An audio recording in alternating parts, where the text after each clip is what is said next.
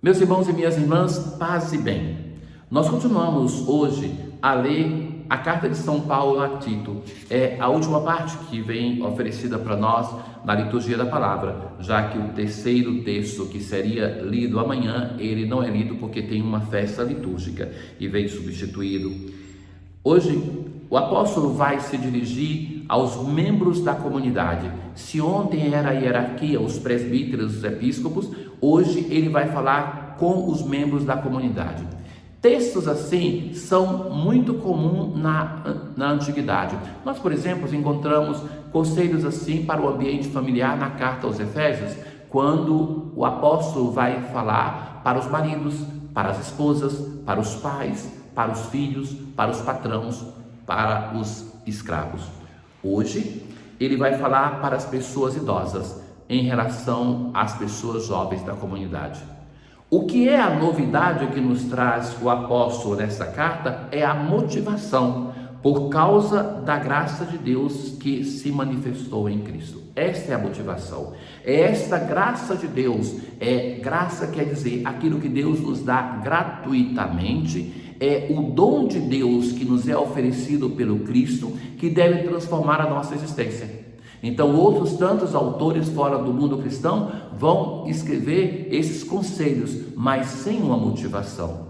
E na verdade, no âmbito cristão dessas cartas, esses conselhos são muito mais dóceis e que respeita muito mais a individualidade, a diferença entre as pessoas. Primeiramente, ele vai falar para Tito: o teu ensino seja conforme a sã doutrina.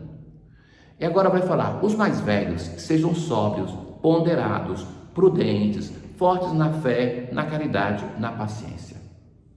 Ora, meus caros, é um dever dos mais velhos, dos anciãos, serem pessoas mais centradas, de buscar entrar não em desespero como um jovenzinho, porque na verdade nós temos aqui um seguinte problema: se nós não envelhecemos, se nós não temos a perspectiva de que a nossa vida está chegando ao fim, nós não amadurecemos.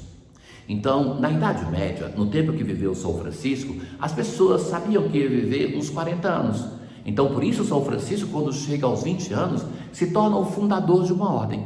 Agora veja, hoje um jovem de 20 anos, ele não consegue nem administrar a sua vida, muito menos fundar uma ordem que seria de milhares de pessoas em pouco tempo. Então, o adiar a nossa vida nós vivemos muito mais, nós então não temos a perspectiva do envelhecer. Nós prolongamos a nossa vida na Terra em 100 anos mais do que o dobro, e aí então nós nos encontramos com um problema, que também é adiado o nosso amadurecimento. Então você encontra pessoas aí de 50 anos, de 60 anos, mas que são pessoas imaturas, que não somam nada a uma reflexão de vida. Então, ouvindo isso, você logo já pensa nas outras pessoas. É verdade, aquela pessoa, mas que tal que nós comecemos a ouvir a pregação da igreja, a palavra de Deus para si, e não pensar no outro, porque talvez você é essa pessoa que é imatura ainda, que não teve a possibilidade de purificar-se. Então o apóstolo vai dizer assim, agora vai dizer precisamente, as mulheres idosas, observem uma conduta santa, não sejam caluniadoras, nem escravas do vinho, mas mestras do bem. Saibam ensinar as jovens a ter uma relação boa de amor com o marido, de cuidado com os filhos. Exorta igualmente as jovens a serem moderadas. Nós, que somos mais velhos, temos sido para os nossos jovens um porto seguro. Nós somos capazes de sustentar os nossos jovens na sua fragilidade, que é sempre maior. Vejam que eu tenho 52 anos, então eu sou muito mais próximo em idade dos jovens, mas quanto o mundo mudou em pouco tempo. Quanto nós vemos que os nossos jovens hoje são totalmente inseguros na vida de fé, na vida relacional, na busca de perspectiva de vida, na capacidade de arriscar a sua vida por um grande ideal. Não é por isso que nós temos dificuldade em ter vocações para o sacerdócio, para a vida consagrada, de ter pessoas que se dedicam, mais jovens, a um casamento. Muitos dos nossos jovens, quando se decidem a casar, a entrar no convento, já estão envelhecidos, que terão dificuldade até de ter filhos, porque já têm uma idade já quando se decidem por uma vocação. Agora, por que isso? Por que essa exortação do apóstolo? Não é por uma questão de disciplina, de rigidez, mas ele vai dizer assim: pois a graça de Deus se manifestou trazendo salvação para todos os homens. Para quê? Para que eles possam abandonar a impiedade, chegar a um equilíbrio, justiça e piedade, aguardando a feliz esperança. Ou seja, não somente porque a graça de Deus nos foi dada no passado, mas porque nós temos uma perspectiva de uma esperança que vai chegar. Ele se entregou por nós para nos resgatar de toda maldade e purificar para si um povo que lhe pertença e que se dedique a praticar o bem. O salmo responsorial de hoje: confia no Senhor e faz o bem, e sobre a terra habitarás em segurança. Coloca no Senhor a tua alegria. A nossa conversão deve se pautar por isso, porque depositamos a confiança no Senhor. O Senhor cuida da vida dos honestos, é o Senhor quem firma os passos dos mortais. Afasta-te do mal e faz o bem, e terás tua morada para sempre. Na aclamação ao Evangelho de hoje: quem me ama realmente guardará a minha palavra, e meu Pai o amará, e a ele nós viremos. Jesus continua, e hoje nós ouvimos a última parte desse discurso, que são palavras que buscam dar um norte para a comunidade. Por isso que Lucas coloca no seu Evangelho. É uma recordação daquilo que Jesus foi dizendo e que os apóstolos vão compendiando nos seus escritos. E hoje toca um tema importante para a comunidade de Lucas e para nós. O nosso pensamento de que nós possamos merecer alguma coisa de Deus porque nós fizemos a nossa parte. Aquilo que pensava, por exemplo, o filho mais velho da parábola do pai misericordioso, do filho pródigo. E então, Jesus vai dizer assim: se algum de vós tem um empregado, quando esse empregado volta do trabalho para casa, por acaso vai dizer para ele: vem depressa para a mesa? Ou vai dizer para ele: prepara-me o jantar, cinge-te, serve-me, depois disso poderás comer e beber? Será que vai agradecer ao empregado?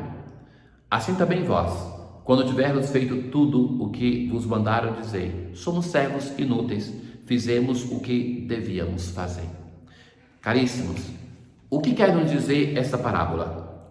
Muitas vezes no nosso coração está entranhado o desejo de sermos recompensados por Deus porque nós o seguimos, porque somos discípulos. É interessante quando as pessoas vêm falar comigo e manifestam, os pais, a indignação para com Deus porque os filhos não têm uma prática religiosa. Aí eu digo: mas Deus tem que pagar duas vezes? Além de ter o distanciamento dos teus filhos, ainda tem que ser culpado por ti de tal distanciamento? Então nós muitas vezes temos essa relação perversa com Deus. Nós recebemos dele a graça de participarmos da igreja, de termos um caminho de vida de fé, e vivemos isso como um peso, porque pensamos assim: ora, se eu estou fazendo isso, Deus tem que me pagar. Mas já não é a prática de vida de igreja, já não é a fé, a recompensa por aquilo que nós estamos vivendo? A fé, a igreja, a Eucaristia, a palavra de Deus é para nós um dom ou é um peso? Que eu recebo tudo isso e ainda penso que Deus tem uma dívida para comigo. Ora, Jesus vai dizer hoje no Evangelho: como servo inútil, nós devemos viver a nossa ministerialidade, a nossa vocação aqui, sem pretender de Deus uma recompensa.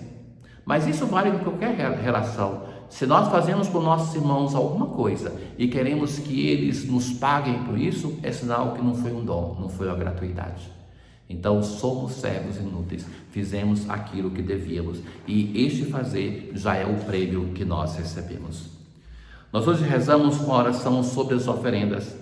Lançai, ó Deus, sobre o nosso sacrifício um olhar de perdão e de paz, para que, celebrando a paixão do vosso Filho, possamos viver o seu mistério. Um olhar de perdão e de paz, um olhar que nos dê uma paz em relação aos nossos irmãos e a capacidade de nos perdoar. Tenham todos um bom dia. O Senhor esteja convosco, Ele está no meio de nós.